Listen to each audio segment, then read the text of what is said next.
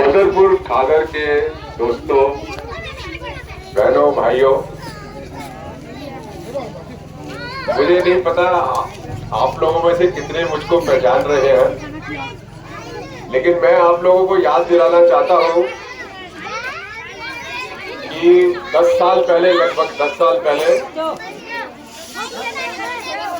मैंने एक खबर पढ़ी थी अखबार के अंदर, और उसमें लिखा था कि एक बदरपुर खादर का गांव है जहाँ पर 250-300 परिवार रह रहा है, और वहाँ पर 300 साल गुजर गए हैं। किसी तरीके का कोई डेवलपमेंट नहीं है, कुछ भी नहीं है। वो 300 साल से ऐसे ही जीवन जो है बिता रहे हैं। तो पहले तो मुझे ये लगा कि क्योंकि सब लोग जानते हैं बदरपुर खादर फरीदाबाद की तरफ है, बदरपुर खादर है उसका नाम वैसे तो मुझे लगा ये कोई गलतफहमी है, लेकिन मैंने कहा ये कैसे है, देखिए जरा इसको। तो मैं और मेरे एक मित्र जैन साहब, हम दोनों गाड़ी में आए, और ये सड़क जो सड़क इस वक्त यहाँ तक आती है वो पूरी मिट्टी की सड़क थी।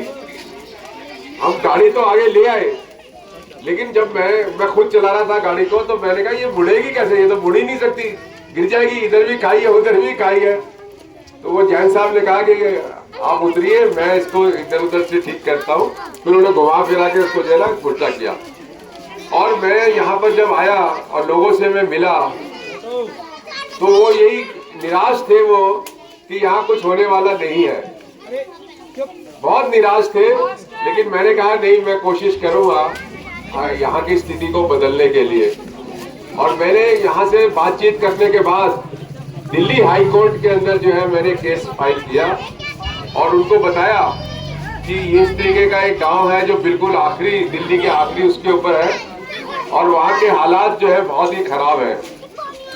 तो आप समझिए कि जो हमारे न्यायाधीश थे दिल्ली हाई कोर्ट के, उन्होंने ये कहा कि शर्म आती है कि दिल्ली में एक गांव जो 300 साल से एक ही जैसा हालत है वहां पर, ये कैसे हो रहा है। और फिर उन्होंने अलग अलग तरीके के ऑर्डर पास करे और पूरी मशीनरी को जो है ना काम पे लगा दिया। और उसके मेरे ख्याल से 6 महीने के अंदर स्कूल भी शुरू हो गया। यहाँ पर आपकी बिजली की तारें ऐसे लगी जैसे बिजली की तार में करंट चलता है। इस तरीके से वहां से लेके सोनिया विहार से लेके यहाँ तक की जो है तार डाली गई है। अभी जो है एक प्ले ग्राउंड, खेलने का मैदान भी ढूंढा गया है यहाँ पर कि बच्चों के लिए प्ले ग्राउंड भी बनेगा है। तो इस तरीके से कई सारे यहाँ पर जो है सड़कें बनी, वो सड़क बन गई जो मिट्टी की सड़क थी।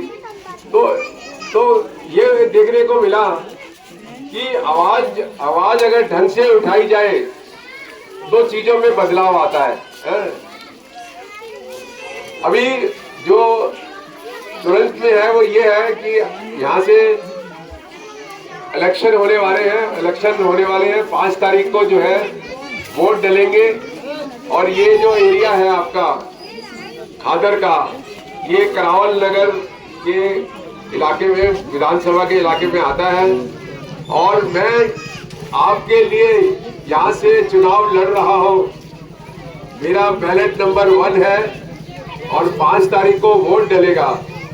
मुझे उम्मीद है, मैं उस वक्त काम कर रहा था जब मैंने कभी सोचा नहीं था कि मेरी पार्टी, कम्युनिस्ट पार्टी मार्क्सवादी, मुझको आपके इलाके से जो है टिकट देगी और कहेगी कि लड़ो। मुझे नहीं पता था, ये सिर्फ अभी 2-3 महीने पहले ही हुआ। और जब उन्होंने मुझे कहा और पता लगा कि खादर भी उसके अंदर आता है, तो मैंने कहा खादर के लोगों के साथ तो मेरा बड़ा प्रेम भाव है, बड़ी दोस्ती है। और मुझे उम्मीद है कि खादर के 100% वोट जो है वो मुझको मिलेंगे, क्योंकि वो ऐसे आदमी को लाएंगे जिन्होंने उस वक्त काम किया जिस वक्त उनका कोई किसी ने साथ नहीं दिया।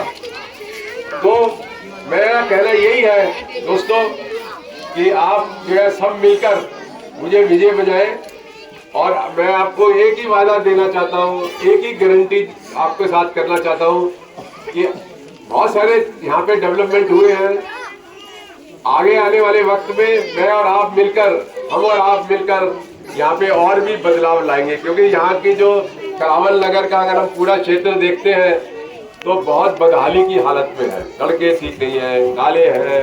अभी आपके यहाँ भी पानी, बरसात होती है तो पानी भर जाता है।